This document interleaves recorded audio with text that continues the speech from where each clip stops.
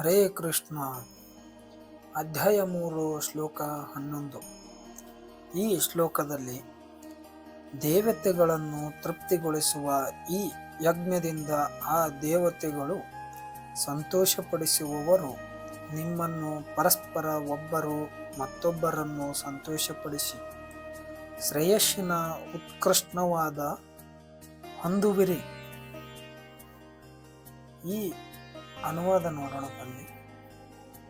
ಈ ಯಜ್ಞಗಳಿಂದ ಸಂತುಷ್ಟರಾದ ದೇವತೆಗಳು ನಿಮ್ಮನ್ನು ಸಂತೋಷಪಡಿಸುತ್ತಾರೆ. ಹೀಗೆ ಮನುಷ್ಯನ ಮತ್ತು ದೇವತೆಗಳ ಪರಸ್ಪರ ಸಹಕಾರದಿಂದ ಎಲ್ಲರಿಗೂ ಸಮೃದ್ಧಿ ಉಂಟಾಗುತ್ತದೆ. ಭಾವಾರ್ಥ ನೋಡೋಣ ಬನ್ನಿ.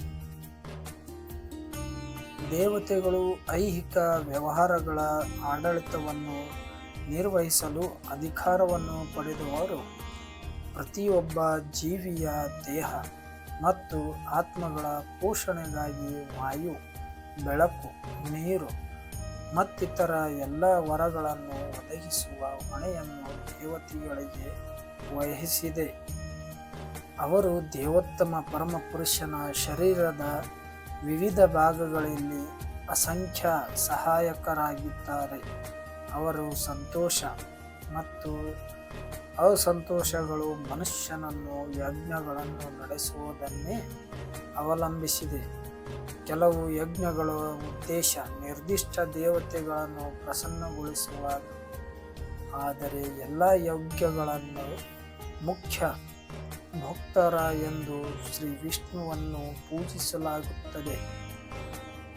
ಭಗವದ್ಗೀತೆಯಲ್ಲಿ ಎಲ್ಲ ಬಗೆಗಳ ಯಜ್ಞಗಳ ಮುಖ್ಯ ಭಕ್ತರನ್ನು ಶ್ರೀಕೃಷ್ಣ ಎಂದು ಹೇಳಿದೆ.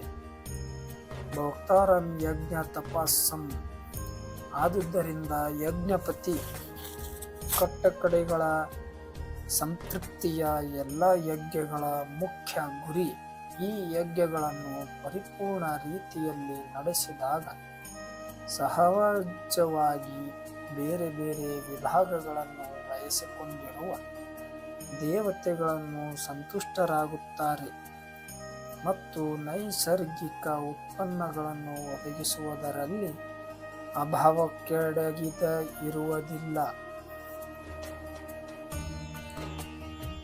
ಯಜ್ಞಗಳನ್ನು ನಡೆಸುವುದರಿಂದ ಹಲವು ಉಪಪ್ರಯೋಜನಗಳುಂಟು. ಅದು ಕಡೆಗೆ ಭವಬಂಧನದಿಂದ ಮುಕ್ತಿಗೆ ಕರೆದೊಯ್ಯುತ್ತದೆ. ಯಜ್ಞಗಳನ್ನು ನಡೆಸುವುದರಿಂದ ಎಲ್ಲ ಕರ್ಮಗಳಿಗೂ ಪರಿಶುದ್ಧವಾಗುತ್ತವೆ.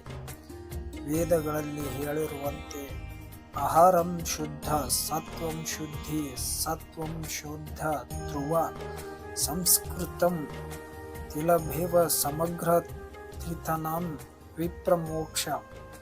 ಯಜ್ಞಾಚರಣೆಯಿಂದ ಮನುಷ್ಯನ ಆಹಾರವು ಪವಿತ್ರವಾಗುತ್ತದೆ. ಪವಿತ್ರವಾದ ಆಹಾರವನ್ನು ಸೇವಿಸಿದ ಮನುಷ್ಯನ ಬದುಕು ಪವಿತ್ರವಾಗುತ್ತದೆ.